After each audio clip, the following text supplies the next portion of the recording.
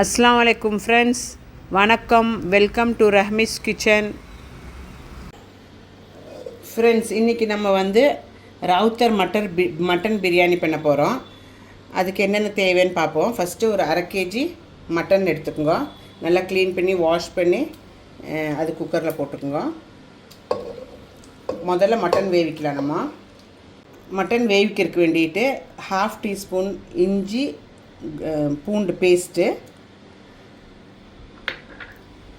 1/2 teaspoon மிளகாத்தூள், கொஞ்சம் மட்டனுக்கு தேவையான உப்பு, மஞ்சத்தூள் 1/4 teaspoon, இத்தனையும் போட்டு நல்லா இலக்கிட்டு நம்ம இது வேவிக்கிறதுக்கு வச்சிடலாம். 3 விசில் வரைக்கும் விடலாம். நல்லா போட்டு இலக்கிட்டு 3 விசில் வரைக்கும் விடலாம். கொஞ்சோண்டு தண்ணி ஊற்றிக்குங்க. ரொம்ப அதிகம் தண்ணி வேண்டாம். ஒரு 1/2 glass தண்ணி ஊற்றிக்குங்க. அப்புறம் இது மூடி வச்சு வேவிச்சிடலாம்.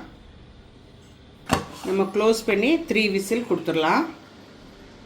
பாருங்கள் ஃப்ரெண்ட்ஸ், 1/2 kg மட்டனுக்கு 1/2 kg அரிசி. நான் ஜீரக சம்பா ரைஸ் எடுத்துருக்கிறேன். நீங்கள் பாஸ்மதி ரைஸும் எடுத்துக்கலாம், இல்லை உங்களுக்கு என்ன இஷ்ட ரைஸ் இருக்கோ அதை எடுத்துக்கலாம். ஜீரக சம்பா ரைஸு 1/2 kg எடுத்துருக்கிறேன். இந்த கிளாஸில் 2 கிளாஸ் வந்துச்சு 1/2 kg. அப்போ நம்ம இந்த கிளாஸில் ஏன் அளந்து வைக்கிறோன்னா, தண்ணி கணக்காக ஊற்றுறக்கு வேண்டி அளந்து வைக்கிறது. ஏன்னா இது தம் பிரியாணி இல்லையே, இது வடித்து களைய மாட்டோம். நம்ம டைரெக்டாக இதுக்குள்ளேயே மசாலா தான் அரிசி போடணும். இப்போது ஒரு கிளாஸுக்கு 2 கிளாஸ் தண்ணி கணக்கு வரும். நான் தண்ணி ஊற்றும் போது உங்களுக்கு கணக்கு சொல்லித்தரேன். இப்போ இதில் 2 கிளாஸ் அரிசி எடுத்துருக்கிறேன். இது நினச்சி இப்போ கழுகி 3 வாட்டி கழுகிட்டு தண்ணியில் போட்டு வச்சுருக்கிறேன். ஊறட்டும்.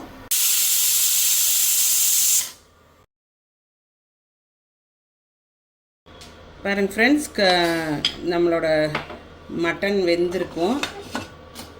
பாருங்கள், வெந்திருக்கு. முக்கால் வேவு தான் வேகணும். இது நல்லாவே வெந்திருக்க மாட்டிருக்கு.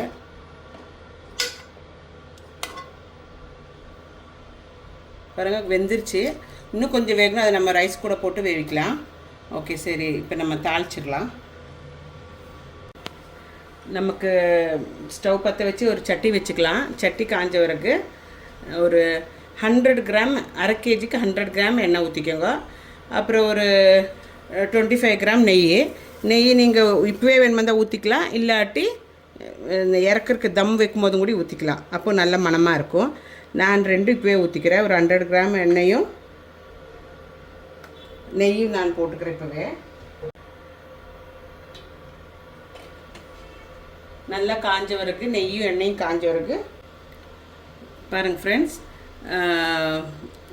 ஒரு இலை எடுத்துகிட்டு 4 கீறி வச்சுருக்கிறேன். பே லீவ்ஸு, அது பிரியாணி இலை, அது போட்டுக்கலாம்.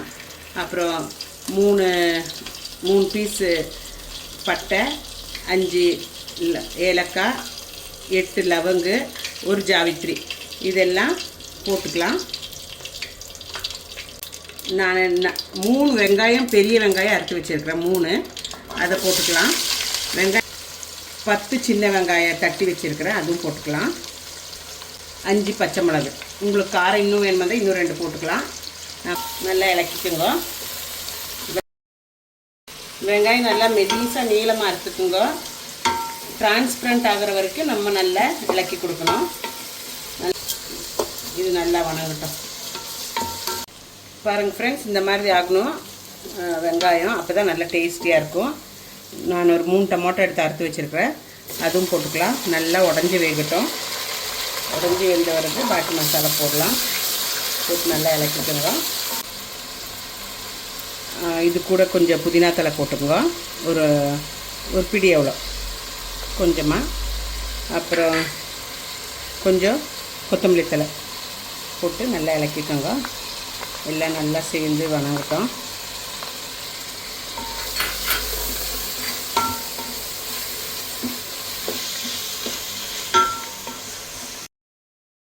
பாருங்கள் ஃப்ரெண்ட்ஸ், தக்காளி நல்லா இன்னும் கொஞ்சம் உடையணும். உடஞ்சிருக்கு. இப்போ நம்ம இஞ்சி பூண்டு பேஸ்ட் போட்டுக்கலாம். 1 teaspoon எடுத்து வச்சுருக்கிறேன். 1 teaspoon இஞ்சி. ஏன்னா நம்ம மட்டன்லேயே போட்டிருக்கோம் இல்லைங்களா, அதனால் இது கொஞ்சம் பார்த்து போட்டுக்க வேண்டியது தான். இது போட்டு நல்லா இலக்கிக்கணும். இஞ்சி பூண்டு பச்சை வாசனை போகிற வரைக்கும் நல்லா இலக்கிக்கோங்க. பிளாக் லெமனு இது ஒன்று போட்டுக்கோங்க. நல்லாயிருக்கும், ஃப்ளேவர் நல்லாயிருக்கும். இது போட்டு, இல்லாட்டி அது ஒன்று தட்டிட்டு போட்டாலும் பரவாயில்ல, இல்லாட்டி நீங்கள் இதுக்குள்ளே போட்டு தட்டினாலும் பரவாயில்ல.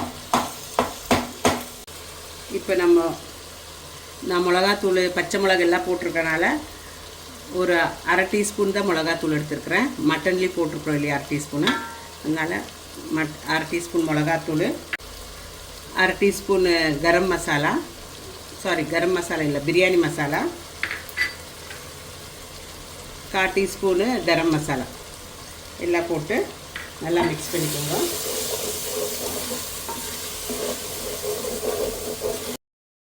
மசாலா எல்லாம் நல்லா வணங்கிடுச்சு. இப்போ ஒரு கப் சின்ன கப் தயிர் எடுத்து வச்சுருக்கிறேன், போட்டுங்க. தயிர் போட்டுட்டு உப்பு தேவையான அளவு எவ்வளோ வேணும் அவ்வளோ போட்டுங்க. அரிசி கணக்கு வச்சு போட்டுங்க உப்பு. அப்புறமா தண்ணி கொஞ்சம் பார்த்து போடலாம். மட்டனில் போட்டுருக்கேன், ஃபஸ்ட்டு கொஞ்சம் போட்டிருக்கேன், அதனால் இப்போ கொஞ்சம் போட்டுட்ருக்குறேன். ஒரு அரை லெமன் போட்டுக்குங்க.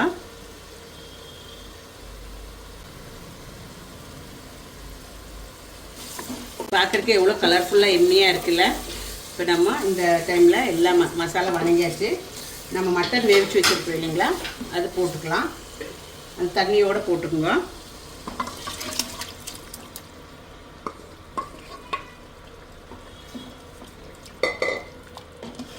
கொஞ்சம் இந்த மசாலா நல்லா பிடிக்கிற வரைக்கும் கொஞ்சம் அது மட்டன் அதுக்குள்ளேயே இருக்கட்டும். ரொம்ப நேரம் வைக்க வேண்டாம், அப்புறம் மட்டன் உடஞ்சி போயிடும். கொஞ்சம் நேரம் இது ஒரு 2 மினிட்ஸ் வச்சிடலாம். அப்படி மூடி போட்டு இதை கொஞ்சம் நேரம் வச்சிடலாம்.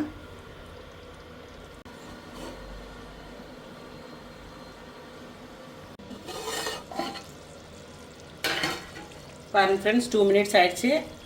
பாருங்கள், ரொம்ப அழகாக இருக்குல்ல, பார்க்குறக்கு அழகாக எம்மையாக இருக்குது. இப்போ நம்ம தண்ணி ஊற்றிக்கலாம், பிரியாணிக்கு வேண்டிய தண்ணி ஊற்றிக்கலாம். பாருங்கள், இதில் ஆல்ரெடி ஒரு கிளாஸ் அவ்வளோ தண்ணி இருக்குது. அந்த கணக்கு வச்சு தான் நம்ம எடுக்கணும். இப்போ இந்த கிளாஸில் ஒரு 2 கிளாஸ் தானே நம்ம ரைஸ் எடுத்தோம், 4 கிளாஸ் தண்ணி ஊற்றணும். இதில் ஆல்ரெடி 1 கிளாஸ் அவ்வளோ தண்ணி இருக்குது. ஸோ நான் இதில் 2.5 கிளாஸ் தண்ணி ஊற்றுறேன். இப்போது தேவைப்பட்ட இன்னொரு 1/2 கிளாஸ் கூட ஊற்றிக்கலாம். நான் 2.5 கிளாஸ் தண்ணி எடுத்து கொதிக்க வச்சுருக்கிறேன். அது ஊற்றிக்கலாம். அது ஊற்றிட்டு கொதித்த உடனே அரிசி போட்டுக்கலாம். ஏன்னா அரிசிலையும் கொஞ்சம் தண்ணி வரும் இல்லைங்களா, அதனால தான் அந்த 1/2 கிளாஸ் நிறுத்தி வச்சது. நான் அரிசி போடும்போது கொஞ்சம் தண்ணி இருக்கும். அப்போ இது கொதிச்சுக்கிட்டோம். கொதித்த வரைக்கும் உப்பு பார்த்துட்டு நம்ம அரிசி போட்டுக்கலாம். தண்ணி கொதிச்சிட்டான்னு பார்க்கலாம். தண்ணி கொதிச்சிருச்சு ஃப்ரெண்ட்ஸ். இப்போ இதில் கொஞ்சம் உப்பு எல்லாம் பார்த்துக்கலாம். நம்ம உப்பு காரம் எல்லாம் கரெக்டாக இருக்குதான்னு பார்த்துக்கலாம். எல்லாம் சரியாக இருக்குது ஃப்ரெண்ட்ஸ். 2 கல் உப்பு மாத்திரம் போடணும். பாருங்கள், இவ்வளோ தான் உப்பு போடுறேன். அப்புறம் நம்ம அரிசி போட்டுக்கலாம். நம்ம பாருங்கள், அதுலேயும் தண்ணி வருது பார்த்தீங்களா, அதனால தான் தண்ணி கொஞ்சம் கம்மியாக ஊற்ற சொன்னது. அரிசி போட்டுக்கலாம்.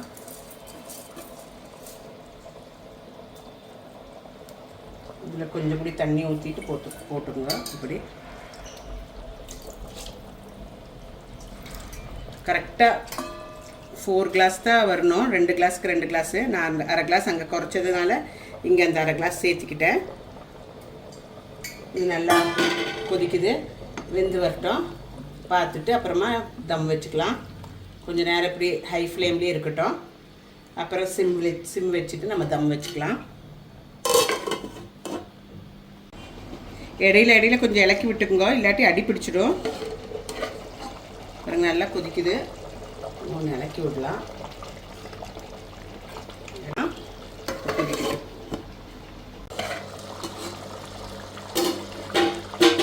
பாருங்க ஃப்ரெண்ட்ஸ், இப்போ சிம் வச்சுக்கோங்க. தண்ணி குறைஞ்சிருச்சு, அடி பிடிக்கும் இல்லாட்டி.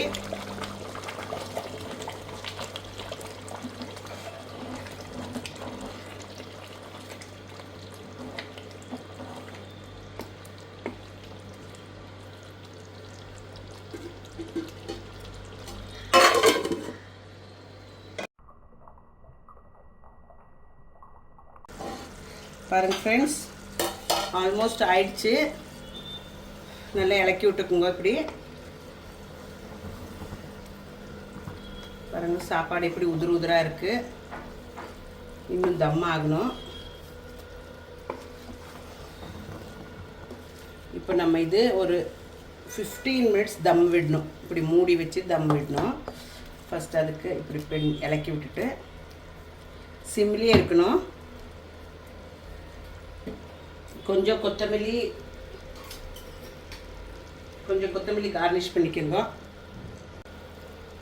கொஞ்சம் கொத்தமல்லி கட் பண்ணது மேலே இப்படி போட்டுக்குங்க.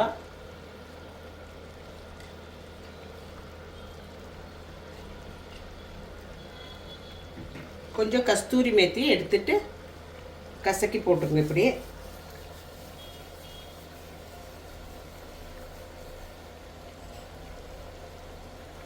அப்புறம் மூடி வச்சிடலாம். மூடிட்டு குக்கர் எடுத்து மேலே வச்சிடலாம். வெயிட்டாக இருக்கிறதுக்கு, ஆவி போகாமல் இருக்கிறதுக்கு 15 மினிட்ஸ் இப்படி வச்சிடலாம். அதுக்கு பிறகு வந்து என்ன ஆச்சுன்னு பார்ப்போம். பிரியாணி எப்படி இருக்குன்னு பார்ப்போம்.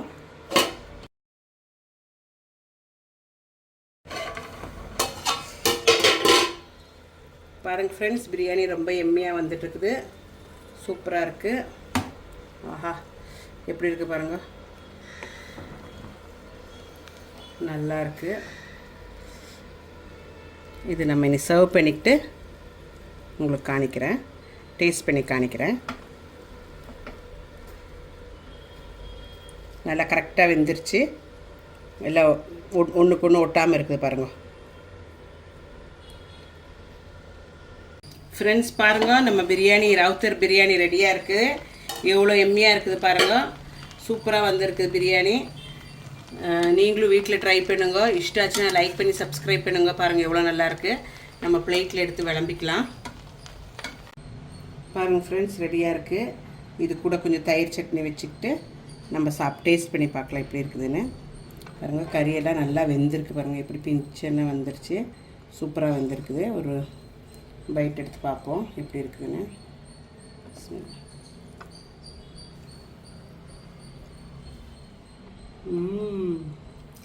ரொம்ப நல்லா இருக்குது, சூப்பராக இருக்குது, ரொம்ப எம்மியாக இருக்குது. காரம், உப்பு, புளி எல்லாமே கரெக்டாக இருக்குது. நீங்களும் வீட்டில் ட்ரை பண்ணுங்க, உங்களுக்கு இஷ்டம் ஆகும். ரஹ்மீஸ் கிச்சன் சப்ஸ்கிரைப் பண்ணுங்கள். தேங்க்யூ ஃபார் வாட்சிங் ரஹ்மீஸ் கிச்சன். மீண்டும் அனதர் வீடியோவுடன் உங்களை சந்திப்போம். தேங்க்யூ, டேக் கேர், பாய்.